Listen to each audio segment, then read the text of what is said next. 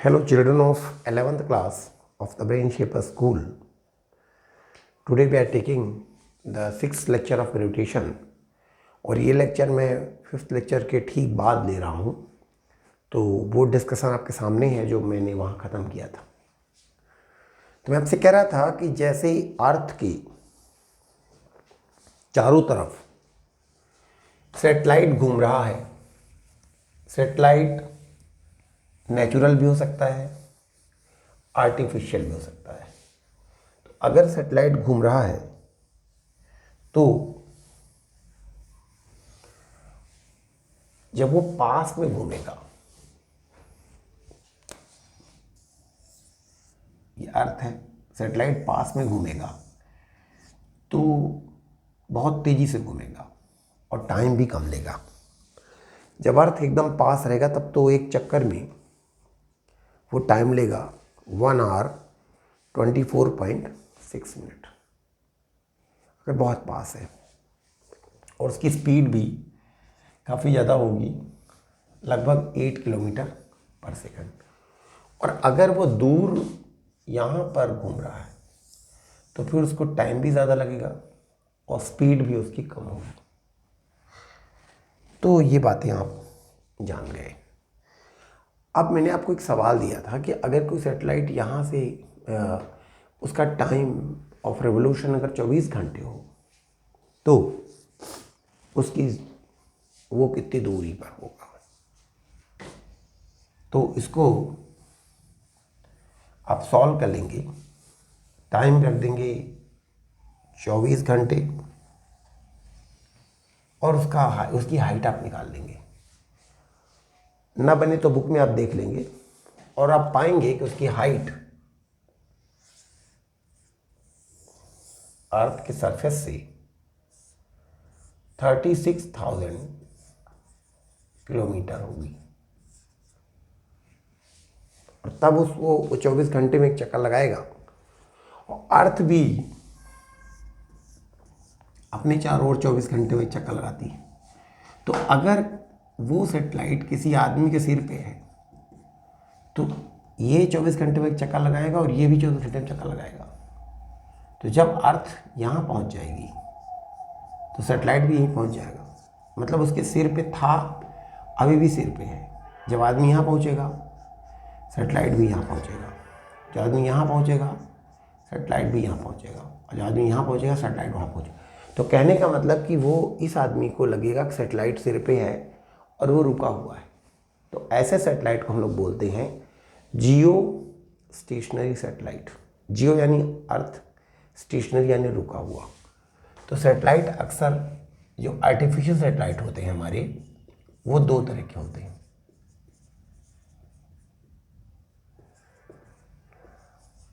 May be number 1 Jio stationery और जियो synchronous.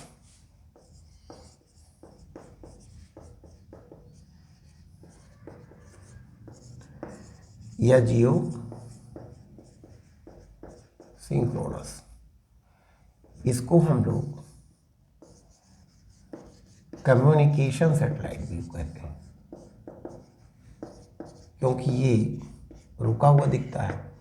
तो इसकी सहायता से टीवी, मोबाइल, इंटरनेट वगैरह का कम्युनिकेशन किया जाता है। और इसका टाइम पीरियड होता है 24 आवर और इसकी हाइट होती है 36,000 किलोमीटर। तो इसका यूज़ करके क्या करते हैं, ये अर्थ के किसी खास एरिया के ऊपर की फ़ोटो देता है कि बादल कैसे हैं, सर्वेइंग करता है,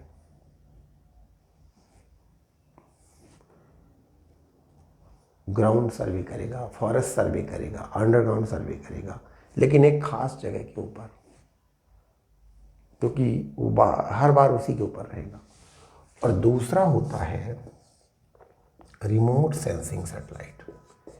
रिमोट सेंसिंग नाम से लगता है कि बहुत दूर है, लेकिन ऐसा नहीं है।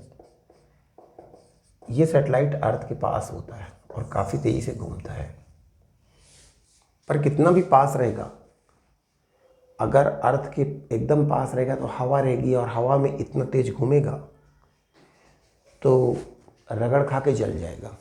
इसीलिए सैटेलाइट को कितना भी पास आप करेंगे तो हवा के तो ऊपर ही रखेंगे। अब हम लोगों के ज़मीन से हवा लगभग 1000 किलोमीटर तक है, 1000 किलोमीटर तक, तो आप सेटेलाइट को 2000 पे रख लीजिए, 2500 पे रख लीजिए, तो वो भी 2500 किलोमीटर से हमारी फ़ोटो ले रहा है, तो यही तो बोलेंगे कि दूर से ले रहा है। इसलिए उसका नाम है रिमोट सेंसिंग। सेंसिंग मतलब ख्याल रखना, महसूस करना दूर से, तो वो हो गया रिमोट सेंसिंग सेटेलाइट। अच्छा, जियो स्टेशनरी सेटेलाइट का एक एग्जांपल ले लें, जैसे इनसेट, इंडियन नेशनल सेटेलाइट, और रिमोट सेंसिंग का है Indian remote sensing satellite IRS। तो ये कम हाइट पे होता है, these are at less heights. और चूंकि ये बहुत तेजी से चक्कर लगाते हैं तो वो अर्थ तो एक चक्कर लगाएगी 24 घंटे में, इनको तो 1.5 घंटे में लगाना है, तो ये जल्दी से दौड़ के आ जाएंगे, तो ये पूरी अर्थ का फोटो खींचते हैं। इसलिए इनका यूज़ स्पाइंग यानी जासूसी वगैरह करने में भी होता है। और ये सर्वे तो करते ही हैं कि कहाँ कितना जंगल है, क्रॉप कैसी है, पानी कैसा है, ये सारा फोटो बहुत बढ़िया लेके पूरी अर्थ का बताते हैं। यहाँ तक कि अर्थ के अंदर कहाँ सोना, कहाँ चांदी है, मिनरल, उसका भी सर्वे कर लेते हैं। ऐसी रेज भेजते हैं कि वो अर्थ के अंदर चली जाए और अंदर के फ़ोटो ले आए। तो ये सब यूज़ हैं इसके। इसको स्पाइंग सैटेलाइट भी कहते हैं। स्पाइयन जासूस।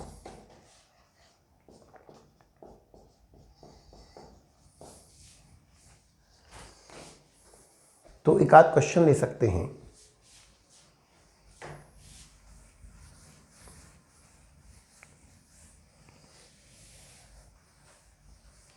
कि अगर कोई satellite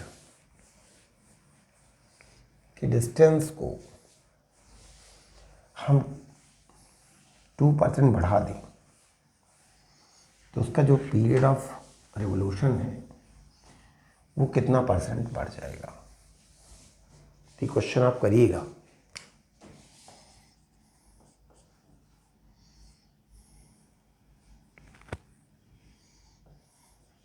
If a satellite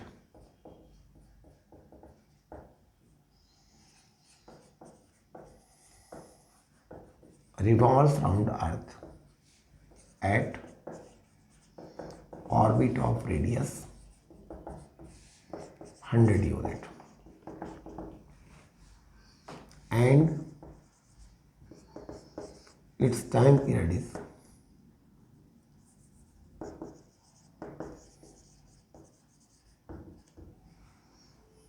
T. Find time period of another satellite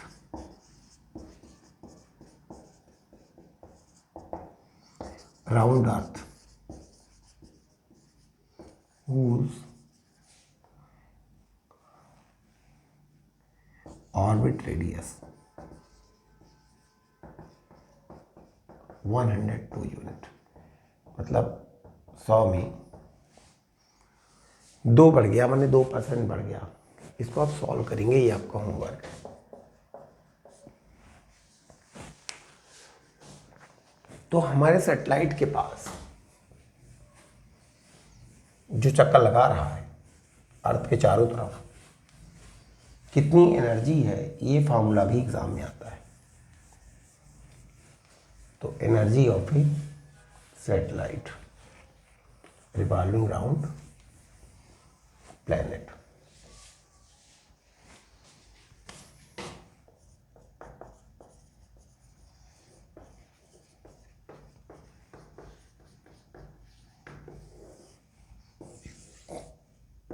अर्थ है,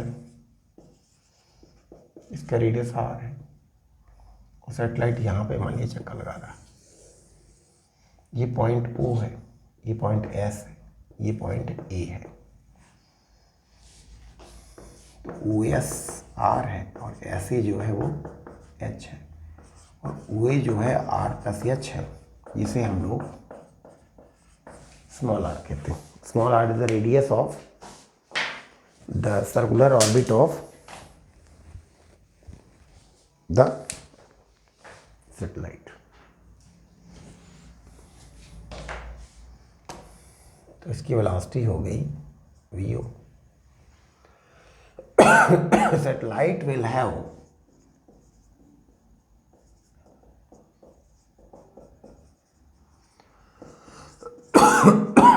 two types of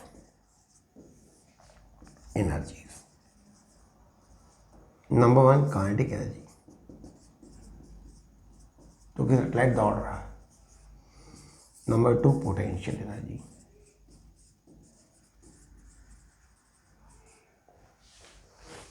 तो वह दौड़ रहा है तो उसकी काइनेटिक एनर्जी क्या होगी? सब जानते हैं mv स्क्वायर अपान 2 mvu, और वीओ होता है √gm/r।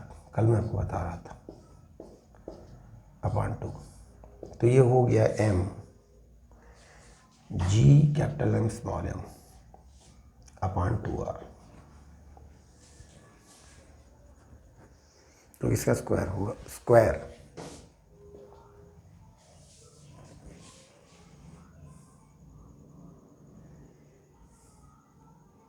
ठीक है। ये काइनेटिक एनर्जी आ गई, नहीं स्क्वायर नहीं होगा भाई, √ का स्क्वायर तो r हो जाएगा।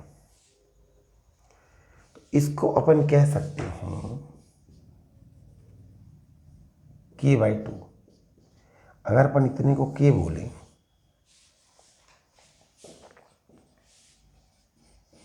तो k होगा g capital M small m/r। तो हो गया k/2। अब दूसरा ले लें पोटेंशियल एनर्जी। अब जानते हैं कि -g capital M small m/r। ठीक तरह से देखा जाए तो ये k ही है, तो ये हो गया -k। तो अब इसके पास टोटल एनर्जी कितनी हो गई? दोनों को ऐड कर दीजिए।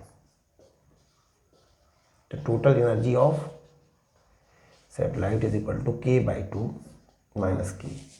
तो यह आ जाएगा -2k/2। -k/2 मतलब -g capital M small m अपान 2r। ये सैटेलाइट की total energy, kinetic plus potential, जिसको बोलते हैं mechanical energy. Kinetic energy plus potential energy is also called mechanical energy.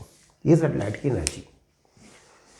तो अब कोई कहता है कि अगर सैटेलाइट और दूर होता तो उसकी एनर्जी ज़्यादा होती कम होती? तो दूर होता तो डिस्टेंस r ज़्यादा होती, ज़्यादा होती तो ये टर्म ज़्यादा होती, तो ये पूरी टर्म कम होती, लेकिन माइनस लगा है तो ज़्यादा होती। मतलब कोई सैटेलाइट अगर अर्थ से दूर है तो उसकी एनर्जी और ज़्यादा होगी, और दूर चला गया तो और ज़्यादा। तो सबसे ज़्यादा एनर्जी कब होगी? जब वो इन्फिनिट दूर चला गया। जब इन्फिनिट दूर चला जाएगा तो r इन्फिनिट हो जाएगा, तो उसकी एनर्जी 0 हो जाएगी। तो याद रखें, सैटेलाइट जो पास में है उसकी एनर्जी कम है, दूर है एनर्जी बढ़ गई और बढ़ गई और बढ़ गई और दूर गया। जब बहुत दूर चला गया तो उसकी एनर्जी बढ़कर सबसे ज़्यादा हो गई, कितनी? 0। मतलब 0 सबसे ज़्यादा है। क्यों? क्योंकि यहाँ तो माइनस में है, फिर माइनस में माइनस में माइनस, तो जब 0 हो गई तो 0 तो माइनस से बड़ा ही होता है। तो सबसे ज़्यादा एनर्जी सैटेलाइट की तब हो जाएगी जब वो 0 हो जाएगी, और ऐसा तब होगा जब वो इन्फिनिट पे चली जाएगी। तो सैटेलाइट की एनर्जी निगेटिव बताती है कि सैटेलाइट हमारे अर्थ के अट्रैक्शन में बंधा हुआ है और इसीलिए वो चक्कर लगा रहा है। तो अगर उसको हम एनर्जी दे दें इतनी ही, तो टोटल एनर्जी हो जाएगी 0 और वो भाग जाएगा इन्फिनिट में। इसलिए इस एनर्जी को हम लोग बाइंडिंग एनर्जी भी कहते हैं। Binding energy of satellite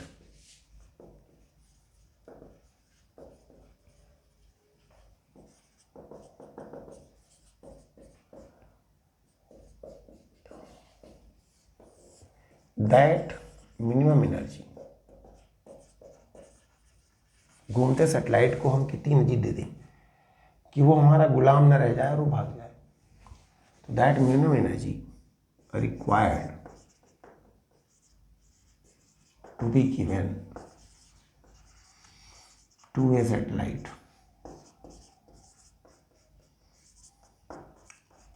such that it runs away to infinite। तो बाइंडिंग एनर्जी का फॉर्मूला होता है G capital M small m by 2r। मतलब जितना माइनस में होती है अगर उतनी ही प्लस में आप दे दीजिए तो टोटल जीरो हो जाएगी और वो भाग जाएगा इनफाइनाइट। जीरो एनर्जी होने पर कहाँ जाएगा? इनफाइनाइट। तो यही एनर्जी सैटेलाइट को चाहिए, इसीलिए वो चक्कर मार रहा है। जब इतनी एनर्जी मिल जाएगी तो वो भाग जाएगा। तो इस तरह से इस सैटेलाइट की बाइंडिंग एनर्जी का फार्मूला आ गया।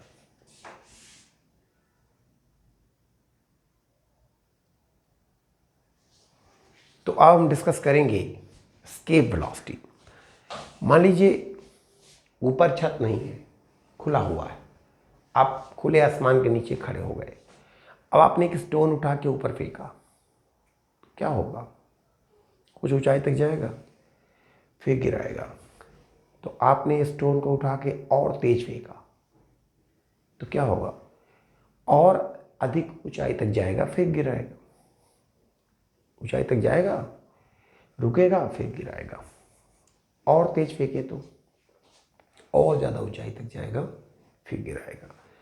ऐसे ही आप बढ़ाते जाएं स्पीड फेंकने की, तो आप पाएंगे कि आपने इतना तेज फेंक दिया, इतनी ज़्यादा वेलोसिटी से फेंक दिया कि इतना ऊपर गया कि पहुंच गया इनफाइनाइट पे। और फिर इनफाइनाइट पर अर्थ खींचती नहीं है, तो फिर वहाँ से गिरा ही नहीं। मतलब आपने जो पत्थर को फेंका वो गायब हो गया। तो हम कहेंगे कि हमारा पत्थर स्केप कर गया। स्केप माने भाग जाना, चले जाना, ना आने के लिए। तो स्केप वेलोसिटी क्या है कि जितने वेलोसिटी से फेंकने से कोई चीज़ स्केप कर जाती है। तो जैसे मान लीजिए कि हमने उसको फेंक दिया 20 की वेलोसिटी से, तो चली गई, लौट के नहीं आई। तो अगर हम 21 से फेंकते तो क्या होता? और तेज, तो क्या लौट आती? 21 में भी न लौटती। मतलब 20 में भी बॉडी स्केप कर गई और 21 में भी स्केप कर गई। 23 में फेंकते तो स्केप कर जाती, 25 से फेंकते तो भी स्केप कर जाती। तो क्या इस बॉडी की स्केप वेलोसिटी 20 है कि 21 है कि 22 है कि 25 है? क्योंकि हर वेलोसिटी पे स्केप कर जाएगी। तो इसमें डेफिनेशन बनाई गई कि जितने वेलोसिटी से फेंकने पर स्केप कर जाए और उससे कम से फेंकने पर स्केप ना करे, उसे कहते हैं स्केप वेलोसिटी। कि अगर स्केप वेलोसिटी 23 भी है, 25 भी है, पे भी स्केप कर जाती है, तो स्केप वेलोसिटी इनमें से सबसे कम वाली होगी। मतलब कम से कम कितनी वेलोसिटी से फेंक दूं कि कोई बॉडी लौट के ना आए, उसे कहते हैं स्केप वेलोसिटी। तो डेफिनेशन बन गई कि escape velocity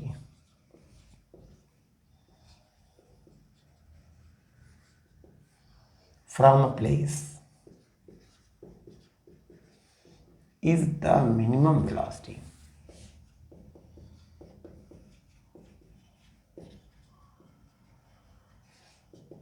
at which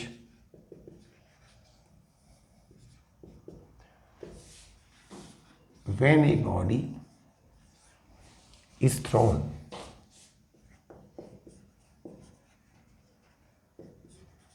then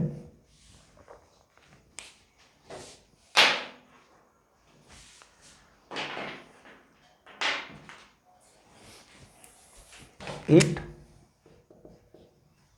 escape यानी बचकर निकल जाती है earth gravitation gravitational pull all together एक ही वर्ड है, पूरी तरह से। Escape velocity from a place is the minimum velocity at which when a body is thrown, then it escapes Earth's gravitational pull altogether and does not return back is called escape velocity। तो escape velocity पे क्या है? escape velocity वो velocity है जिससे फेंकने से body भाग जाएगी, लेकिन जिससे धीमे फेंकने पर बॉडी लौट आएगी। तो भाग जाने के लिए कम से कम कितना तेज फेंकूं, वो escape velocity। escape velocity से कम वेलोसिटी पर फेंका तो बॉडी पक्की तौर से लौट आएगी, और escape velocity से फेंका तो नहीं लौटेगी, और उससे तेज फेंका तो फिर और नहीं लौटेगी। तो अगर ये अर्थ है, हम यहाँ रहते हैं, हम लोग अर्थ के सरफेस पे रहते हैं, सेंटर से r डिस्टेंस पर, तो यहाँ से हम एक बॉडी लेके फेंक दें, तो अगर escape velocity से फेंक देंगे तो ये चली जाएगी इनफाइनाइट पर और वहाँ से कभी नहीं लौटेगी। तो जब हम फेंकेंगे, यहाँ पर बॉडी रहेगी, तो बॉडी में कौन सी एनर्जी रहेगी? काइनेटिक। हमने फेंका, और इस जगह कोई बॉडी होती है, चाहे फेंके चाहे ना फेंके, अगर इस जगह होती है तो उसमें पोटेंशियल एनर्जी भी होती है। अर्थ के सामने कोई बॉडी रखोगे तो उसमें पोटेंशियल एनर्जी भी होती है। तो अब इसमें दोनों एनर्जी है, पोटेंशियल भी है क्योंकि यहाँ है, काइनेटिक भी है क्योंकि फेंक दिया। अब कोई एनर्जी हम इसको नहीं दे रहे हैं, ये बॉडी खुद जा रही है ऊपर, तो जो जो ऊपर जाएगी पोटेंशियल कम होगी और काइनेटिक भी कम होगी, क्योंकि धीमी, अच्छा हाँ, ऊपर जाएगी तो पोटेंशियल बढ़ती जाएगी और काइनेटिक घटती जाएगी। तो इन्फाइनाइट पे जा करके क्या होगा कि सारी काइनेटिक खत्म हो जाएगी और पूरी की पूरी पोटेंशियल बन जाएगी और वहाँ रुक जाएगी बॉडी। और ऐसा तब होगा जब इन्फाइनाइट पे पहुँच जाएगी, क्योंकि यदि इन्फाइनाइट के पहले ही वो रुक गई तो गिराएगी, और इन्फाइनाइट पर पहुँच के रुकी तो नहीं गिरेगी, और इन्फाइनाइट से आगे पहुँच गई और फिर रुक गई तो भी नहीं गिरेगी।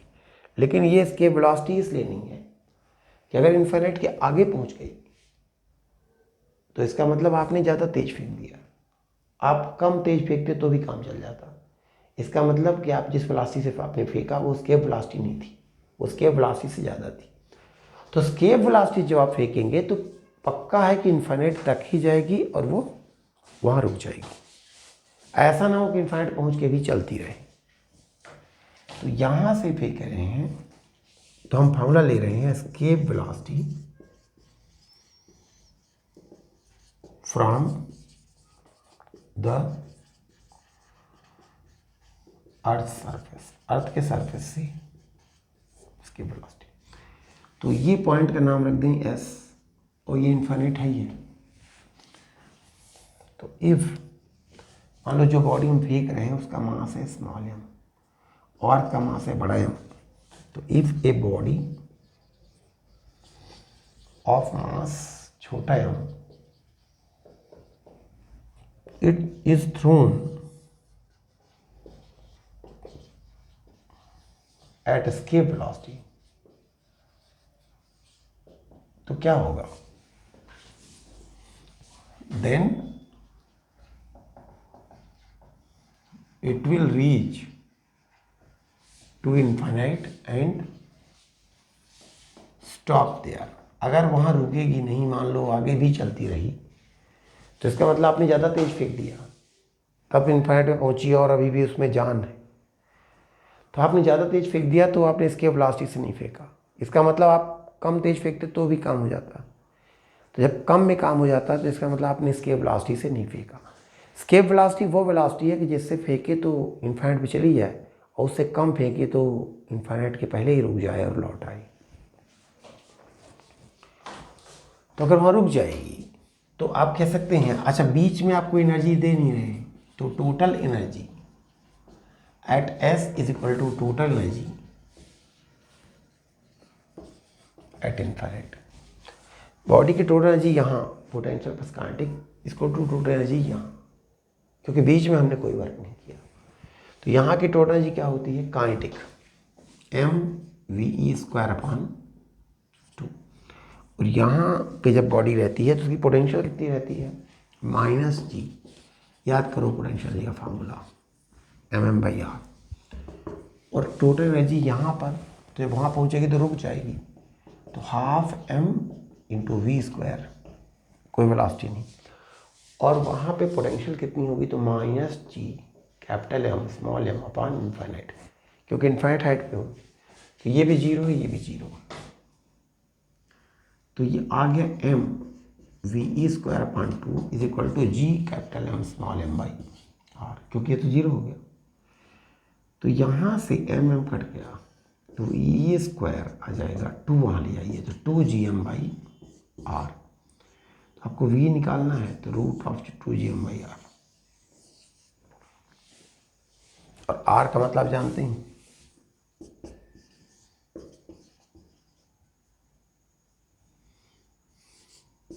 r + h।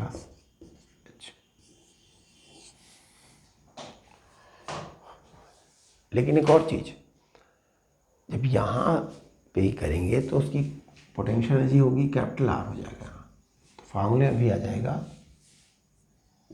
कैपिटल R, तो R + h नहीं होगा ये।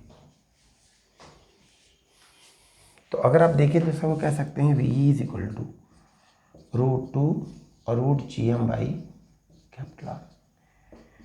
तो ये √gm/R ये होता है VO क्लोज, जो पास का सैटेलाइट है उसकी जो ऑर्डर वेलोसिटी होती है वो उसका √2 टाइम्स होती है एस्केप वेलोसिटी। तो इतनी वेलोसिटी से अगर आप फेंक देंगे तो कोई बॉडी एस्केप हो जाएगी।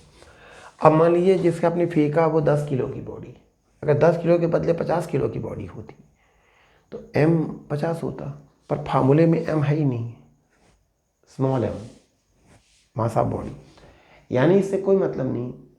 आप अगर इतनी वेलोसिटी से फेंकेंगे तो वो भाग जाएगा, चाहे 10 kg की बॉडी हो चाहे 50 kg, और ये आएगा √2 और 7.92, तो ये हो गया 11.2 km/s।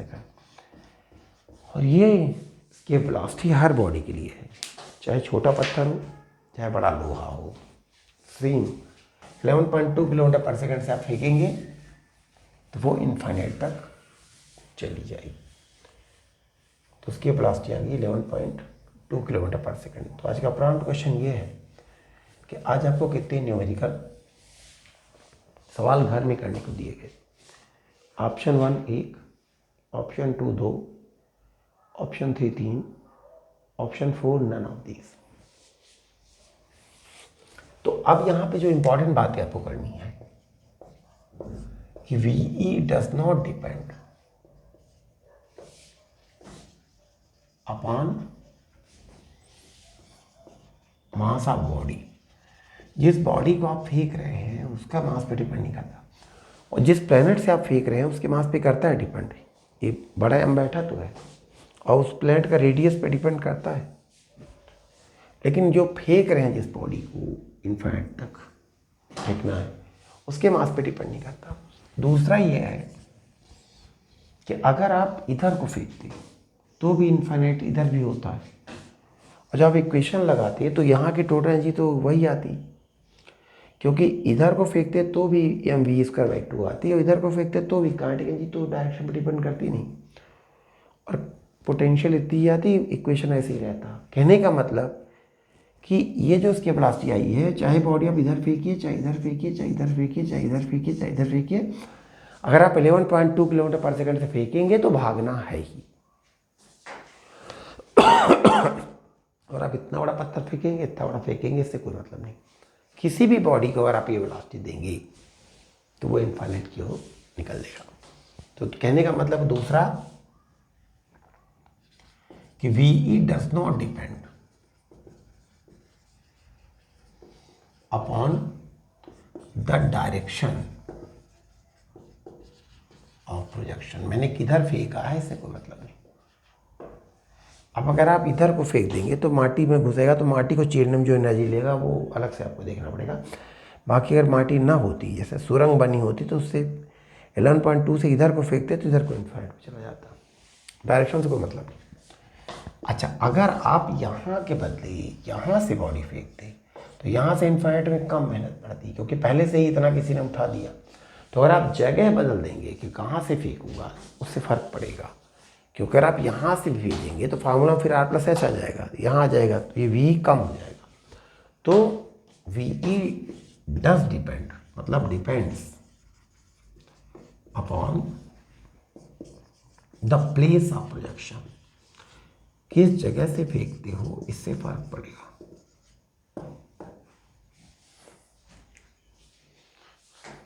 तो इन सब बातों पे डिपेंड करेगा,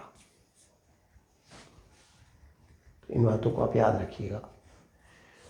और एक आध क्वेश्चन ऐसा आपको बता चुका हूँ कि किसी बॉडी को बहुत तेज फेंके तो कितनी हाइट तक जाएगी। So thank you very much for watching. ये चैप्टर ख़त्म हो गया है। हम लोग अगले लेक्चर में नेक्स्ट चैप्टर शुरू करेंगे, जो काफ़ी इंपॉर्टेंट है। बराबर देखते रहिए और वीडियो को 2-3 बार देखा करिए, बहुत ज़्यादा MB का नहीं होता। और आप अगर अच्छा देखेंगे तो आपको इनाम भी मिलेगा, और जिससे आप रिचार्ज करा सकते हैं। तो thank you very much for watching.